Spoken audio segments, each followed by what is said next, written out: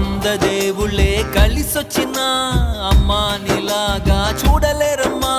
కోట్ల సంపదే అందించినా నువ్విచ్చే ప్రేమే దొరకదమ్మా.